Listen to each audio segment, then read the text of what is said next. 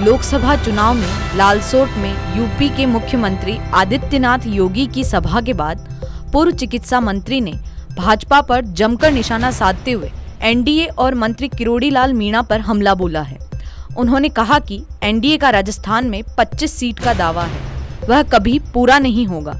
इतना ही नहीं, पूर्व मंत्री ने कहा कि इंडिया का जो 400 का नारा है, 400 के पार वह कभी पूरा नहीं होगा और इनका सपना सपना ही रह जाएगा। इस बार 200 से ज्यादा सीट एनडीए की नहीं आएगी। निश्चित रूप से देश में इंडिया गठबंधन जो बना है सभी विपक्ष के दलों का है, जिसका इस बार अच्छा परिणाम जाएगा। ज्योति मिर्धा नागौर से भाजपा प्रत्याशी का कहना है कि कांग्रेस के पास कोई प्रत्याशी नहीं है, इसलिए उन्होंने आरएलपी से समझौता किया है, जिस पर पूर्व मंत्री मीणा ने कहा कि इससे पूर्व 2 बार ज्योति मिर्धा कांग्रेस से चुनाव लड़ी। पिछली बार आरएलपी ने भाजपा से गठबंधन किया था, तो क्या पहले कांग्रेस के पास प्रत्यक्ष नहीं था?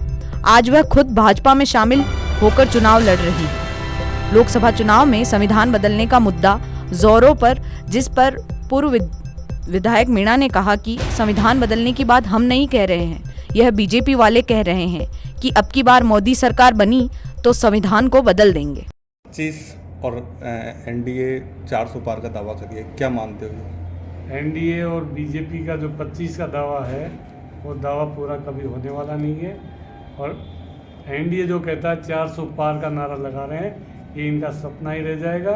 400 क्या 200 पार भी एनडीए नहीं होने वाली है। और निश्चित रूप से इंडिया गठबंधन जो हुआ है पूरे देश में विपक्ष का, उसके निश्चित रूप से अच्छे परिणाम आए। ज्योति मिर्धा ने मीडिया को एक बयान भी दिया है कि नागौर में कांग्रेस के पास कैंडिडेट नहीं था, इसलिए आरएलपी से गठबंधन करना पड़ा। पिछली बार जब आरएलपी से बीजेपी ने गठबंधन किया तब कैंडिडेट नहीं था कि बीजेपी के पास नहीं था कि बीजेपी के पास कैंडिडेट सबके पास होते हैं। और बीजेपी को कैसे हराना है ये देखना है। ज्योति मिर्धा जी 2 बार चुनाव, 3 बार लोकसभा का कांग्रेस से लड़ी है, आज कांग्रेस के खिलाफ जाके टिकट ले रही है। उनके वैसे ही नैतिकता लोग जानते हैं कि 3 बार तो कांग्रेस से लड़ रही है, अब बीजेपी से लड़ रही है। क्या औचित्य उनका? क्या बीजेपी के पास और कैंडिडेट नहीं था क्या? क्यों गई वहाँ? कांग्रेस से पार्लियामेंट 2 बार हार गई, 1 बार पार्लियामेंट जीती, तब क्यों बीजेपी से लड़ रही है? उनकी स्थिति का पता चल जाएगा, 4 जून को रिजल्ट आएगा। आरक्षण एक बड़ा मुद्दा चुनाव का बन गया है तोसा में। ये कांग्रेस वाले आप लोग कह रहे हो कि संविधान खतरे में है, संविधान को खत्म। हम लोग नहीं कह रहे हैं, ये बीजेपी के लोग कह रहे हैं संविधान बदल देंगे, 400 सीटें देंगे, ये संविधान को बदल देंगे। मोदी जी दोबारा आगे संविधान को बदल देंगे।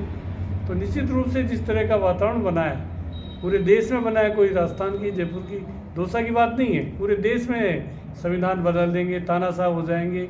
ये और भी ज़्यादा चुनाव का भी रसिया और चाइना की तरह इलेक्शन को कर देंगे, जनता का अधिकार समाप्त हो जाएंगे। डॉक्टर किरोड़ी लाल मीणा का कहना है कि पप्पू के लोग यहाँ पर संबोधन करते हुए कहा कि पप्पू के लोग यहाँ घूम रहे हैं और एससी और एसटी के लोगों को बरगला रहे हैं कि आरक्षण पर बीजेपी छेड़छाड़ करेगी। लेकिन पपलाज माता की कसम खा कहा है कि मोदी जी छेड़छाड़ नहीं करेंगे। इसको लेकर क्या कहना होगा? किरोड़ी लाल जी ने तो पपलाज माता की कसम कहा था मैं सीएम बनूंगा, बन गया क्या? सीएम कहा था, लोगों को गुमराह किया, मैं मुख्यमंत्री बनूंगा इसलिए मेरे को सब सीटें जिताओ, मैं मुख्य बन गया क्या? किरोड़ी लाल जी, पपलाज माता, उनको निश्चित रूप से अगर पपलाज माता की सौगंध जनतंत्र में क्यों खाए? जनता है, क्यों किसी की सौगंध खाते हैं? कौन सौगंध खिला रहा है? बन गया मुख्यमंत्री। पपलाज माता की कसम खाई थी मुझे वोट दो, मैं मुख्यमंत्री बनूंगा, बन गया क्या? लास्ट सवाल सर, योगी के बाद मोदी आ रहे हैं, क्या मानते हो कि दौसा का माहौल बदल जाएगा? दौसा में मोदी क्या इंद्रदेव भी आते हो मुरली लाल जी थे।